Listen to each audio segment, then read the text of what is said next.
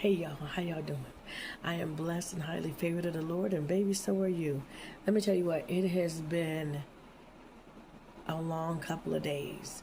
My son and I are in El Paso, part of a group called Bearing Precious Seed on a missions trip, and the beauty of God's country is amazing. I've seen things that I've never seen before that I prayed earlier this year. Lord, let me see some things. I don't want to live all this life and not have gone outside of the small town that I live in. And so, it's like God rolled up his sleeve. He said, bet, I'm going to show you some things. And the things that I have seen in God's creation on our journey from the Midwest down to El Paso has been absolutely breathtaking. And I am thanking the Lord for the grace that he has given me to be able to see this thing. The scripture I'm bringing to you guys today is from 2 Corinthians chapter 12 verse 9 that says, "And he said unto me, my grace is sufficient for thee, for my strength is made perfect in weakness. Most gladly therefore will I rather glory in my infirmities, that the power of Christ may rest upon me."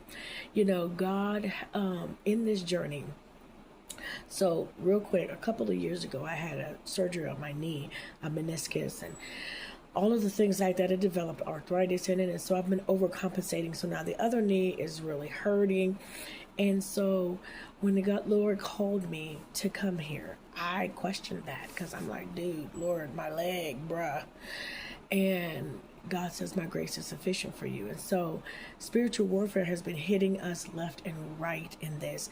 And one of the areas is in this knee. I wanted to go and buy a cane, but I couldn't buy a cane because, I didn't make it to the store. And finances and all of the things like that. So, but God says, my grace is sufficient for you.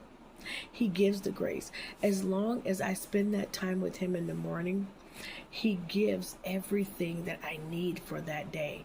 And so it's like going to the grace ATM, if you would say, and using your grace debit card and withdrawing the grace you need for each and every situation throughout that day, because I made a deposit. A deposit was made when I spent time with the Lord that morning. Are you spending time with the Lord? And is that deposit of grace being made in your life that you can withdraw on all day long when hardships come with the kids, work, finances, health, whatever the case may be? God gives us grace for everything, but are we putting ourselves in a place to receive that deposit for the grace for the day?